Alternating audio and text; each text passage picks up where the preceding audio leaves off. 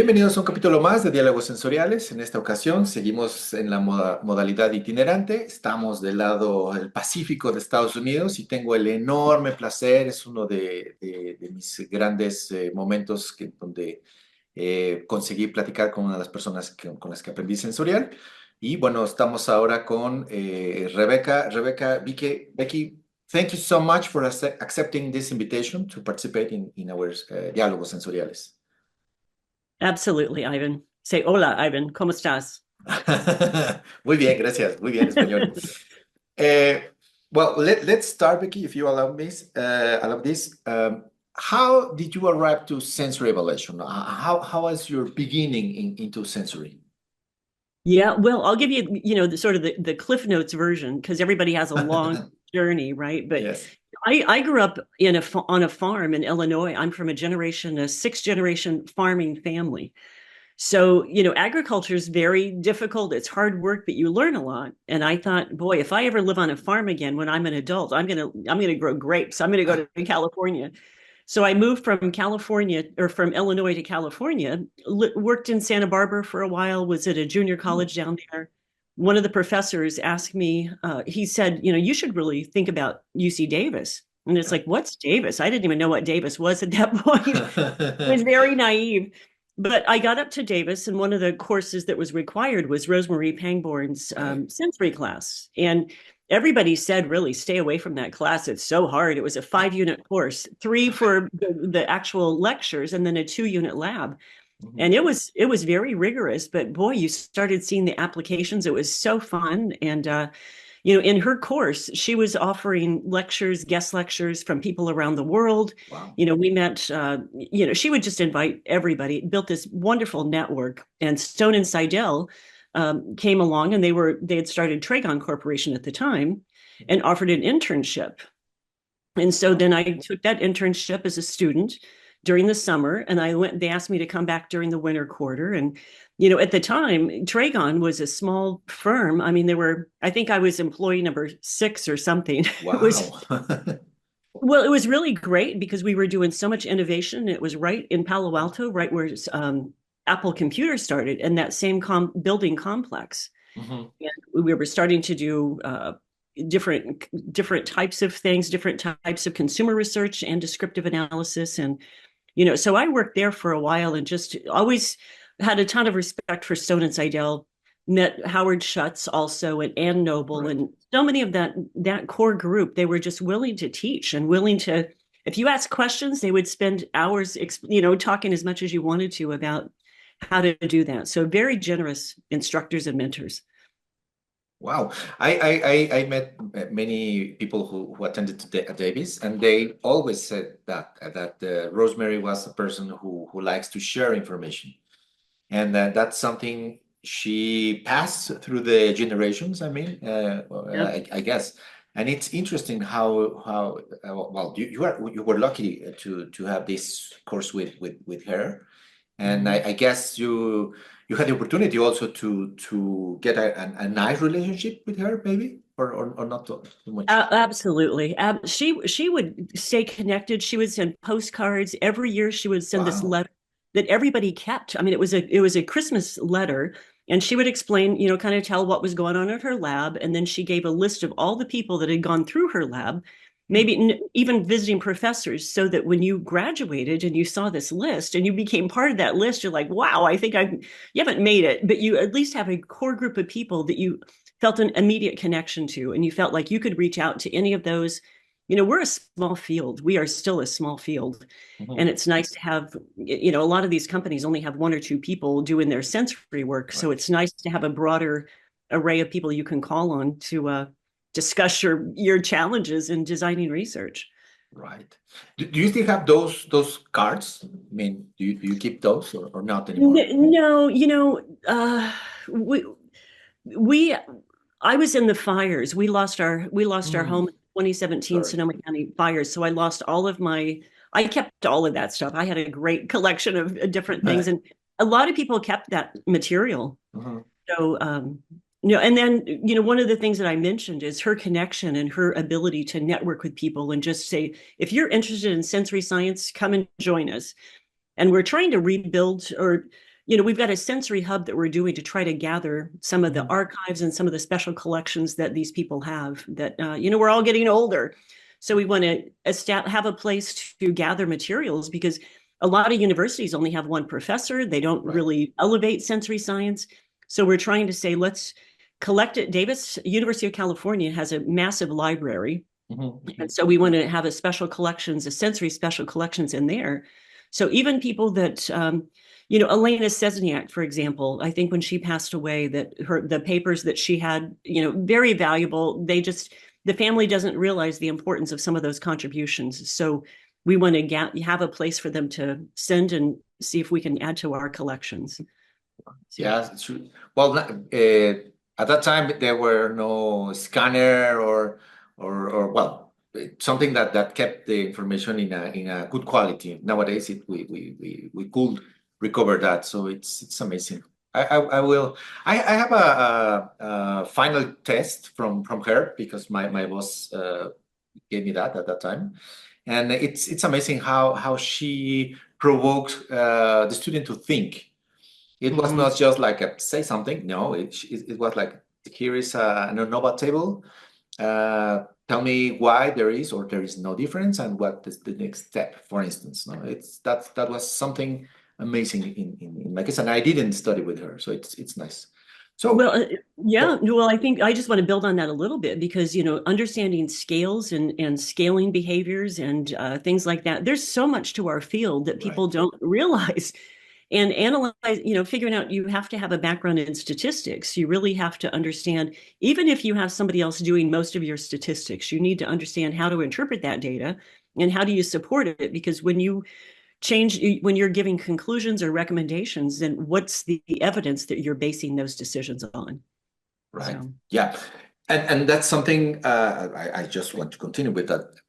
Okay, you arrived at this Davis training or seminar but then what? What happened with you? Why did you decide to stay into the sensory area? Well, yes, I did because outside of Pangborn's door, she would list all the internships and all the job opportunities. And then right after I graduated, I went to the Insitute of Food Technology, their summer conference, and interviewed there. I interviewed with Edgar Chambers, actually. And so when I studied with Stone and Seidel and Pangborn and at Davis and Howard Schutz and Ann Noble, it was very much descriptive analysis, quantitative descriptive analysis. Edgar was flavor profile.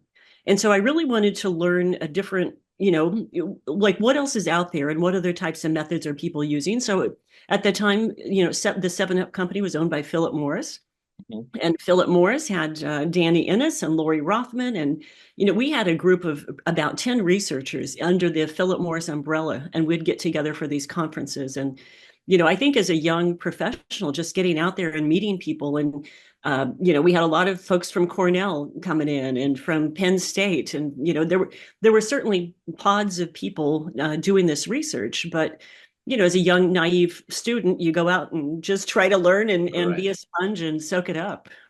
And when you faced to statistics, what was your first impression? It was difficult or not too much because because you started working also with Herbert Stone, so you were like in the pioneer statistics appliance in sensory, right? Well, I graduated in 83. So at that time, so Tragon was about 10 years old, not quite. I started doing my internships in 81, 82. And statistics was required for us before we could take Pangborn's class. We had to have a background in statistics. Okay. And then we had, and statistics for sensory is different from statistics for, physical chemical measures. We have a lot of twists and turns in our data. And you can't just assume that everybody operates the same. We embrace that variability. We know people vary. I don't expect you to be like me. However, I do expect you, if you're on my panel, to be like you. You have to repeat yourself, right? And really provide some measurement, not exactly the same, but, we look at variance measures. And they built, at the time when I was doing my internship, they had built a program at Stanford Research Institute that was the analysis program. And so it took all of the one-way analysis of variance, two-way analysis of variance, we would go through those printouts. We would, if we did a piece of research, we would send our data down to Stanford, go pick out the printout, come back to Tragon, look through that data with Herb and Joel. We would, so yeah, they were very hands-on in teaching us how to look at that data and how to make some conclusions and look at the underlying patterns of behavior, because we know that people have different sensitivities, and we found many cases where a few people pick up on an attribute and other people don't, and it's like, well, who's right and who's wrong? It's just you're genetically wired to pick that up, right?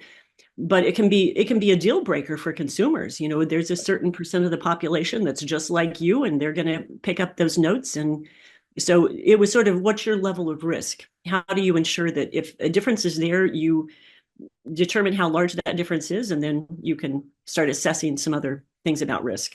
Right. So it's not as easy as people say. It's just trying samples and that's it, right?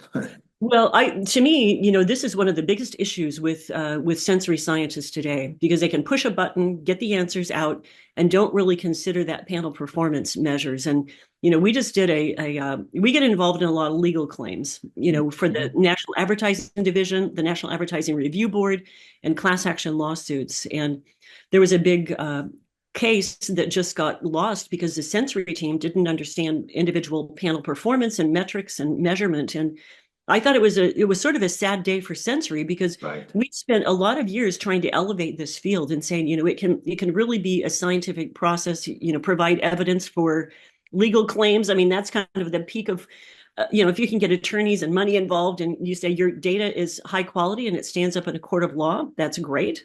But not all data does that. And if the sensory people don't understand panel performance and embrace variability, but understand above and beyond that variability, what kind of differences are there? So, we put a big emphasis on sensory people really understanding panel performance, and not a lot of people do. Right. Yeah. I had this conversation with another guy in a seminar. They tell me that, okay, we meet people who claims to be a trained judge. But at the time he was trained, it was like 10 years ago, and they didn't, let's say, calibrate or retrain that person. So that's the thing. It's important, as you mentioned, that okay, from time to time, we need to know how good or not is our panel in order to adjust them or to recalibrate them. Well, but calibration, it's sort of like, I think there's a couple of different meanings of the calibration, and the calibration to say that I'm going to teach you to where you score, and I'll give you lots of, hundreds of hours of training to teach you where to score. You're trying to calibrate you to be like me, or vice versa. I feel like I'm cloning you. If you respond like me, then you're a trained subject. Right. Versus the calibration, meaning that you're exposed to the array of products, you get experience and practice scoring and scaling. We look at data to find out, and in the Red Jade software Red Jade actually includes the original Tragon software that was developed at Stanford Research Institute, but it just makes it much easier for the panelist and the panel leader to the panel moderator to look at that data and see if the quality of the results. Right. Oh, interesting. Yeah, it's important to have the at least the objective of the things. It's not only just describe something, but you need to be sure or confident with your data, with your instrument. In this case, I'm saying a judge is an instrument. Well, some people don't accept that term, but it's something that just to name it. I mean, because it's our instrument. I know we get caught up in semantics a little bit, and I think we do have to be clear on what we're talking about. We always say that the panel is the instrument, although the person is also the instrument within the panel or within the larger instrument. But replication is the biggest issue. People say, "Oh, you don't have time for replication. I'm going to do a quick, a rapid method." They spend so much time up front, but they don't collect any data. We'd say we'd rather you spend a little bit less time up front and collect more data. But ideally, you can balance that. But you have to have replication to understand panel performance. And people laugh because, who does 3 replications anymore? Well, we do. We always do. We're trying to target an N of about 30. So when we make any decisions in experimental psychology, which is my master's program was in experimental psychology, was to have an N of about 30 responses to start making those judgments. And that means, 10 subjects by 3 replications will get you there.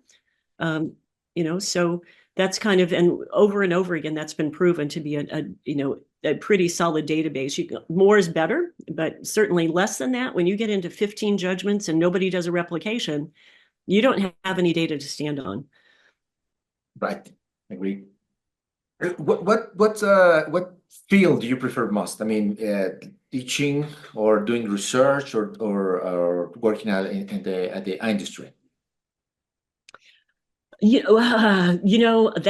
I love working with clients. I love when they really get it. We did some stuff the other day with a small group. They're sort of a local company that's trying to move a harvest from California to the Midwest. Right. And so they're making big decisions. They've got investors. They've got, lots of decisions they have to make. Can they just change their production from one location to another? And they're not very familiar with sensory. But when they start getting it, and it's like, oh, my gosh, that makes a lot of sense. And they start providing some explanation for the results, too. And it's like, oh, I see how this variable really changed. We didn't even know what their variable was necessarily. But I love when it helps make a difference in how they're changing things and saying, a stepwise progression to make them more successful. And so I love that. I also do love teaching because, we've been doing this online program for 22 years or something. And right. We started out hoping we'd get 25 people for maybe 5 years and we'd have taught everybody that wants to know anything. And we're plenty of years in and still getting full classes. Wow. And very global. And the quality of the students has increased dramatically. Maybe not dramatically, but we certainly see it's a very elevated, very engaged group of people, students that we have in the program. And they work with each other. Those, it's always the discussion board and they talk, we learn as much from the students as they learn from us, really. The challenges that they have. And we see, as time progresses, what kinds of new challenges are they experiencing within their companies? And yeah. So you like challenges? Well, I don't know. Yeah, yes, to a point. Yeah. Okay. What is the most difficult part of the sensory from the maybe planning, applying, or analyzing or reporting data of teaching to a client or to a client, because students I might guess is the statistics, but for a client, what's the most difficult part to share with them? Well, I think you have to have screened and qualified people. You just can't sit around a table and do this part. So we've had to figure out some simple ways to get them to say, "Aha, I get it." And one of them was a grazing table. So we had a client back in the Midwest, and every Friday they would have a grazing table. They would put all this, all the production from the different production facilities on the table. They'd have R&D, quality, and marketing come down, and they would just taste and comment and, oh, this is, that looks a little funny, but they wouldn't ever rate anything. Like, what do you do? You just sit around and eat. You come down to eat. So we called it a grazing table. Wow. But we said, you know what, for today, we're going to give you guys, there's an app that we're working with, not us, but one of our partner companies. And we said, all you have to do is say, here's what the product's supposed to look like. So you have a written description and a picture. Does this product look like it's supposed to look? Yes, sort of on yes or no. Does it smell like it's supposed to? Does it taste? So just very simple things, but rather than having these people just eat, say rate some things. So the first time we did this, 3 out of 4 of them said the product looked a little funny. So the appearance was not true to target. So they said that, so they had this data, right? 3 out of 4 people. So you have a bar chart, a small one, and then like, oh my gosh, everybody said this product doesn't look right. They sent it to the plant manager. The plant manager said, oh, there's a dial I need to change. So the key point, I think, is that process flow, information from one place to another that can get back and impact the production immediately. So, it's a QC tool that it's got all sorts of different levels, but I don't know if you're familiar with Draft Lab. It came out of the brewing industry. Okay. Like a draft beer, like draft but Yep. they started doing QC because, like, how do you do it quickly and get that information from one place to another so you can do some impact? And they've been growing. It's just, it came out of some systems engineers to learn how to move information. But to me, I think that's a huge opportunity and something that simple. When the team did that and they made that reaction, they're like, wow, that's pretty cool. And Right. now they do that. That's probably one of the primary things they do in that organization is they do a lot more of those than they do QDA or any other sensory test. Mhm. Um, Identify where problems exist and then try to fix those problems. Right. Yes. So, Different from innovation, but sorry. it's different from innovation. It was more of a Right. QC tool. Yes. Yes. Yeah. That's. What do you think is the most, let's say, huge change in sensory since the very first appliance in your case up to now? Is there a difference? There's something that doesn't work anymore, or the new tools are pretty like new tools. I mean, it's pretty like innovative. Or what's the main difference from sensory, Wow, that's if a there good one. is? Well, there's so many things. I think you talked about when we saw each other in Brazil, gave a talk on rapid methods. And I think that there's a lot of misunderstanding about what rapid methods can do and what descriptive analysis can do. Mhm. So I see just so many methods out there, but even people that have talked about rapid methods and all this wonderful stuff say, well, QDA is really a rapid method. I mean, it really can be a rapid method. Once you've got your language, that Okay. data collection doesn't take that long. We should really hold up to scientific scrutiny and making it and if you don't collect that data, then it's not sensory science. You can maybe add some value, but depending on how much evidence you need, we have tools along the way to provide any level of evidence that is required. I think I think just teaching, I've seen the field grow up quite a bit in the last, I've been in it for 40 years, believe it or not. Um, Oh. right? So over, and it's just teaching the smaller companies the incredible value of just rather than throwing products on the market, how can you increase their chance for success? And that hasn't changed. Mhm. Right. Eh, I guess in the case of the, let's say the QDA, for instance, the way we learn from the book or from an article or whatever, it says it takes like 3 4 weeks to do it, but from scratch. I mean, once you have your panel, it's faster. But like we don't well nowadays I think people just realize, but at that time it was like it takes every time 3 or 4 weeks, so it's too many time, I guess. Maybe no, that's something we need to to share with the people. Okay, yes, everything you do for the first time, it will take time, but afterwards you will gain experience and everything will go smoothly, let's say, no? I Yeah. guess. Yeah. Okay. And I think I had told you about the rapid method that we've kind of adopted because Yes. when we left Tragon, three of us from Tragon and three of Pangborn students, Janet Williams, Heather Thomas, and me, started Dragonfly Psi. And part of that was just, looking at, I don't know, it really does require just like-minded people to kind of hold on to that data. Mhm, mhm. Yep. Okay. Do you have like a particular good memory or bad memory, if you want to share it, doing a presentation, like something like you were like, wow, this is great. It's from here to eternity, or something like that? Well, we used to do a lot of optimizations. I mean, we worked with the international companies. I flew around the world, so many different places, and Mm, took panels from scratch, would say screen them before we get there, but I'd work with the folks to develop the language, would look at the data. We optimized so many products, over the years for companies, and that was amazing because then you could taste the before and after. Like, here's the product that's on the market, here's the one we recommend. They've gone in, the product developers understand those changes, they know how to make them, they can actually do it. We go out, validate with consumers, and it just, you see sales increase dramatically for these brands, and then people forget. I think we've got a whole new generation, and we don't see the large studies anymore. We used to do 24 products, was kind of, that was our max, but we did a lot of 24 product studies, a lot of 20 product studies. Now if we can do a dozen, that's pretty sufficient.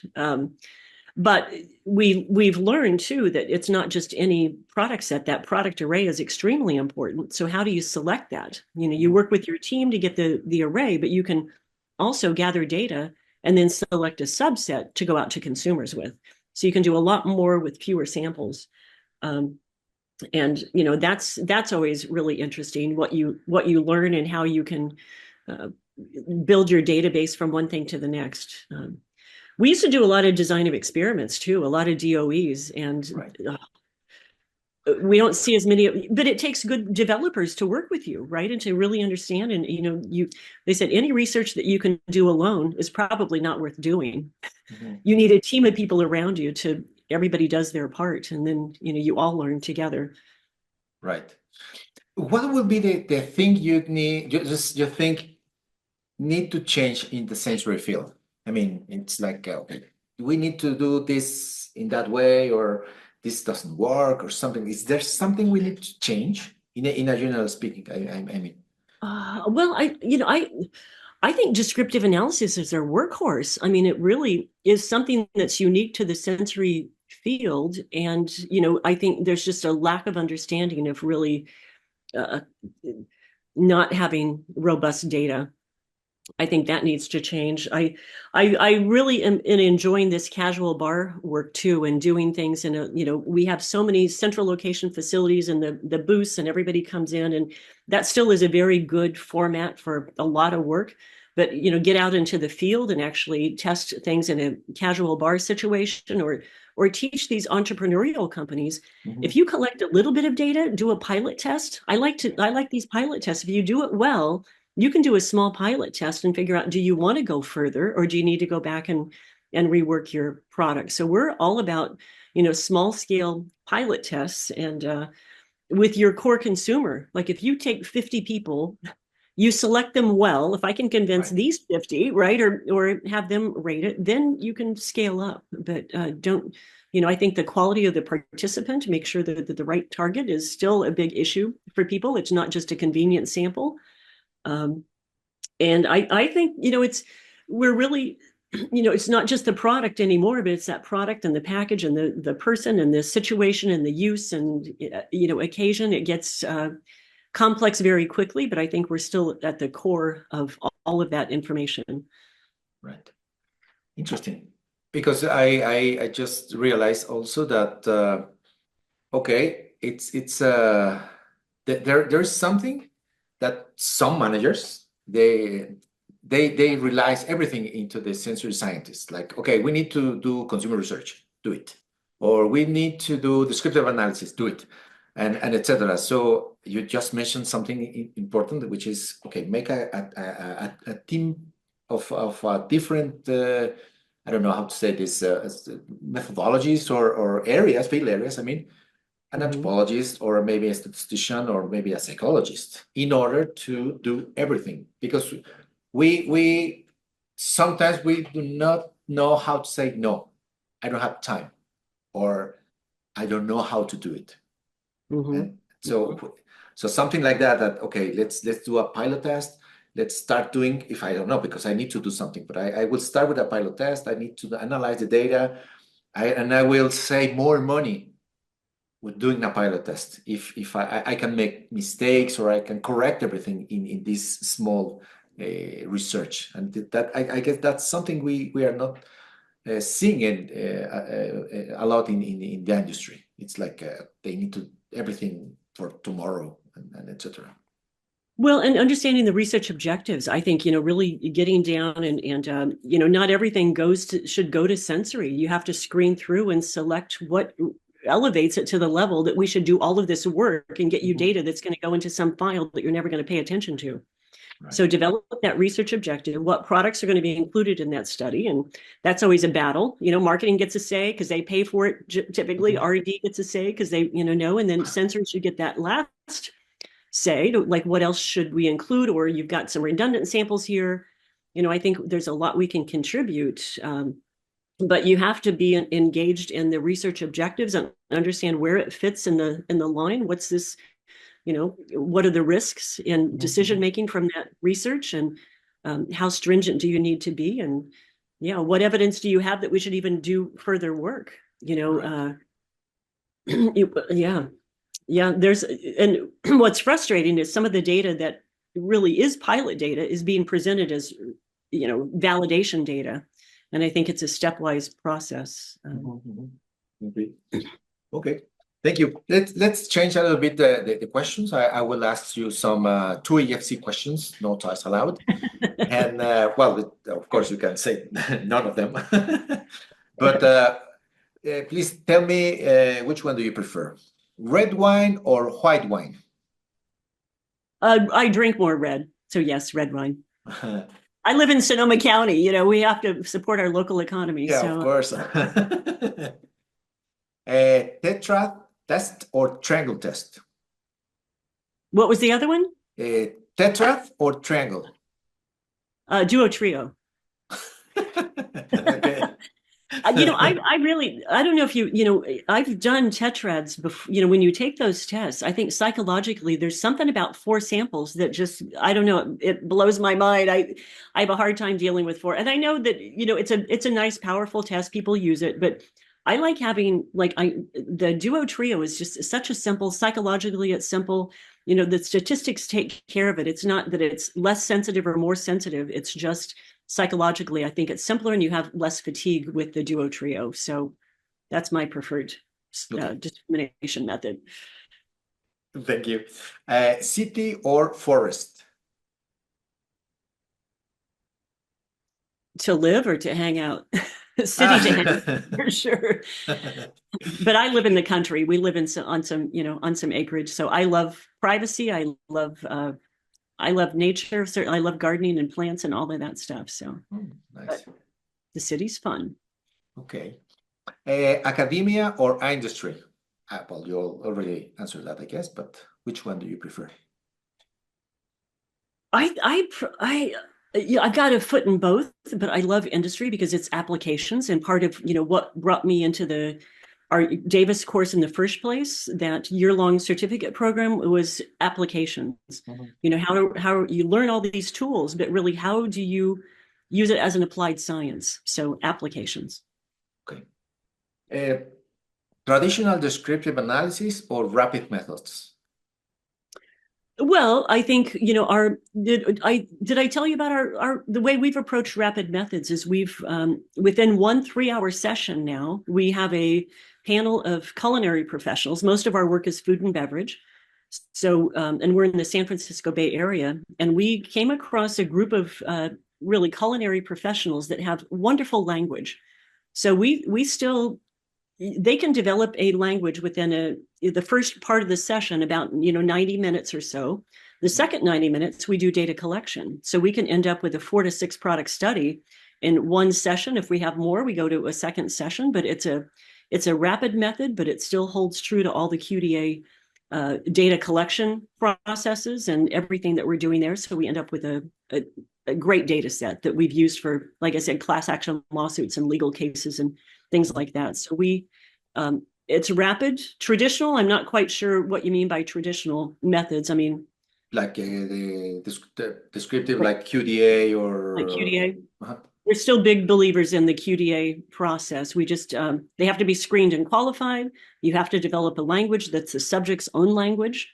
Let them experience the products. You get exposure to it, have them rate products. So that we follow the QDA principles. Okay. Analytical or consumer testing? Analytical. Parametric or non-parametric statistics? Parametric. Tuki or Multivariate. oh, Multivariate. Yeah. okay, okay. Yeah. Tuki or Dunet? Duncan. Uh, prefer preference mapping or PLS? Well, preference mapping, when you combine all of the things together and can put it on a map and really convey a story with that, I mean, I don't know, specific technique versus just a way to communicate information. Correct. Okay. Thank you for your answers. Okay, let's move to the final part of the interview. Do, how do you think sensory is going to evolve from now? I mean, is there something that you think is now raising or decreasing? I get a feeling that it's getting a stronger foothold. I think that people are starting to really understand the value and the power of sensory. And, in agriculture, especially, where do you aim your cannons? We can grow anything. And we've got wonderful examples of people using these tools to satisfy consumers. I mean, really help make strategic segmentation for their product array and figuring out how to do the staged evaluations. We've got a client that uses it in stage 2, stage 3, stage 4, but predictive models. So, some of the agricultural products take 7 to 10 years to scale up. So how do you help identify things earlier in the process? And, I think the sensory can really help in so many different ways. And I think the training, the education has gotten a lot better. I think people are realizing that how do we make this a scientific field, not just tasting and, sensory things, but yeah, make it a robust field that people can rely on and believe in. I think it's been very difficult for us to gain credibility, and it's also very easy for us to lose. Yes. So, yeah. Every time I speak with people who is starting to do sensory, they say that okay, sensory is like an expensive thing. Sensory is always costing money. So it's difficult to make them understand that okay, you save money optimizing the product, but it was because of my help, or my help in the name of a sensory department, for example, or you have a good quality control, or the compliance from the clients is less and less because sensory. So that part of communication is difficult to say, okay, I expend many money or too much money for the company, but I save much more money to the company. That's something difficult, I guess. But let's say that in a future everything will be like transparent, I guess. Well, one of my favorite sayings is, do you think education is ignorance is more expensive than education? Totally. Yes. Really. Do you think the artificial intelligence will diminish the power of sensory? I mean, in the sense of they can predict the products, or the artificial intelligence may predict products, or they propose something different for a consumer. Do you think that will affect sensory, or it will work together with sensory? I hope it works together with sensory. I mean, I really think that, to build the effective models, you have to have good data on which to build those models. And, like, how do you train the AI process? And I think it can, some of the things we do are very tedious. And I would love to see sensory being able to pick, or AI help with some of those things, even like the electronic nose, electronic tongue.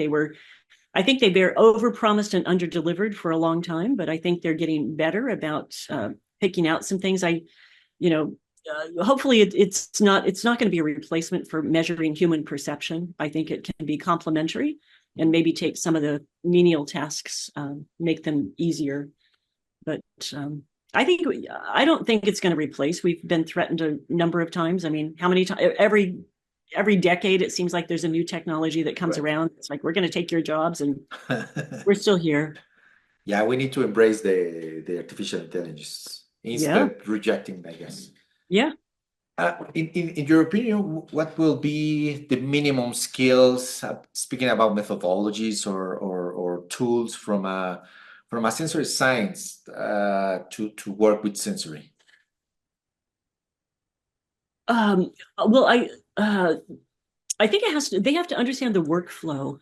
I mean, I really, when you do a test, don't just check a box and do another test, just because it's, on your required sheet, but really understand the objectives and be a partner in that research and ask questions, but ask meaningful questions, contribute, go and, do the legwork. And when you're talking about samples, sometimes it's just, you have to be a team player and, but understand all that process of your objectives, the products that you're going to put in there. All along the way, we have this little roadmap that we've developed for. Did I give you a Dragonflyght test kit? Not yet. No. I'll send you one, but Thank you. it's our teaching tool. It's a paper pencil activity that we like young professionals or people that are starting out. It's a 3-product consumer test. And all Nice. we do, it's a placemat. So you have 3 products, but you rotate the order. So any 3 products that you can think of. But we give them the trifecta questions as like, do you like this? That 9-point hedonic, is this something that you would purchase? And based on what we told you, does it meet your expectations? So we call those the trifecta questions because over the years, every time we've done research, in the executive summary, those 3 questions are always included. That's the detail goes in the appendix. But and people ask consumers way too much stuff. It's like you ask them these novels and they get burned out and you get terrible data. So we said, here's just a basic 3-product, 3-question thing.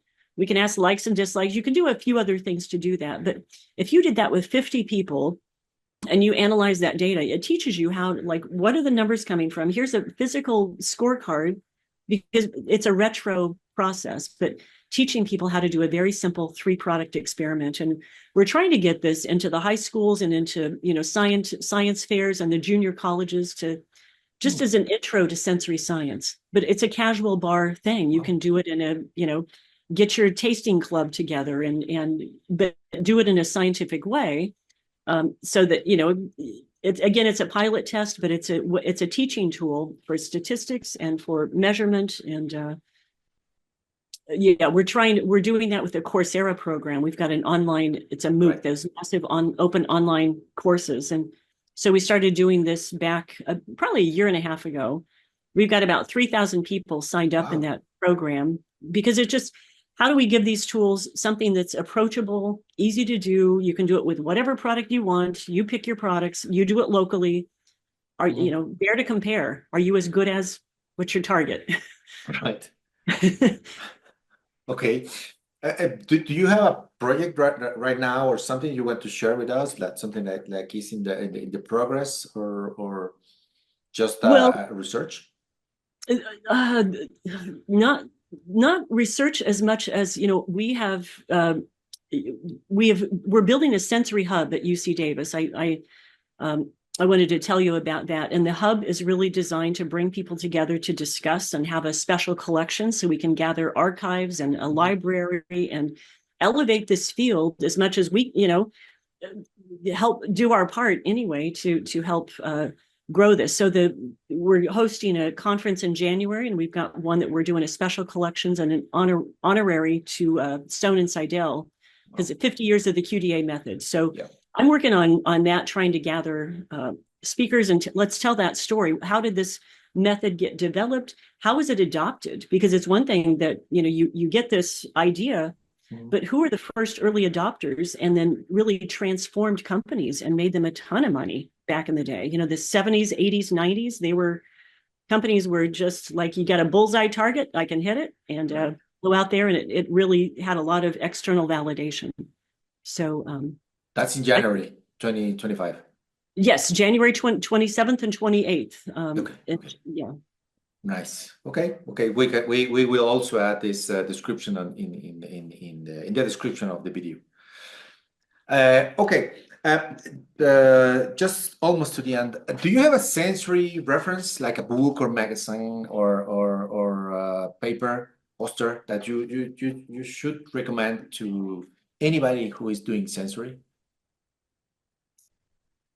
There's no single book that's going to I get know. you through. I mean, you really have to start doing a lot of different things. But the Stone and Seidel book, Sensory Evaluation Practices, was the first one that I really embraced.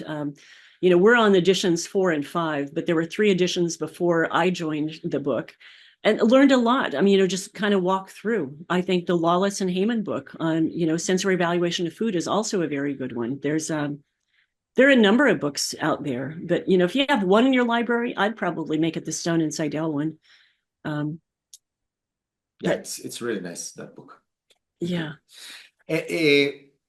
Just to conclude, if you have a time machine and you were able to travel back at the time Rebecca was deciding to attend into the Davis seminar, and if you had the opportunity to tell something to her, what would be that say to her?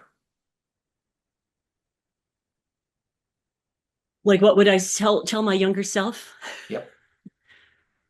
I've had a very blessed career. I don't know if I would, spend more time at Davis just while you're there, realize that, the people around you just absorb and go to all the activities that are offered and meet people and network. And, with the exchange of ideas and that collaboration, I love collaborating with people, like building something together, a piece of research that matters. So I don't just pay attention, be willing. I mean, I traveled a lot, met a lot of different people across the globe. And I think just be willing and open to that. And you always learn. You think you go there as a training, you're a trainer, but you learn tremendous amounts by doing that. Right. So yeah. Okay, thank you, Vicky, again. I really appreciate your time and the acceptance of this dialogue or talk about yourself and the sensory field. Thank you so much. Anything else you want to add? No, just Ivan, I really appreciate you doing all of these. You offer wonderful conversations with so many people. I've listened to a lot of your podcasts, and it's nice to just hear their journey. And we've got a small group, and I think we want to just build on each other's learning. So thank you. Yeah, thank you for that. I want to interview more and more people, but some of them are difficult to reach. But I will have them hopefully. Thank you. You're welcome. Thank you. A ustedes muchas gracias por observarnos. Si les gustó, denle clic al video. Si no les gustó, no digan nada. Y nos vemos en la siguiente ocasión de Diálogos Inspirables. Hasta la próxima. Thank you. Bye bye.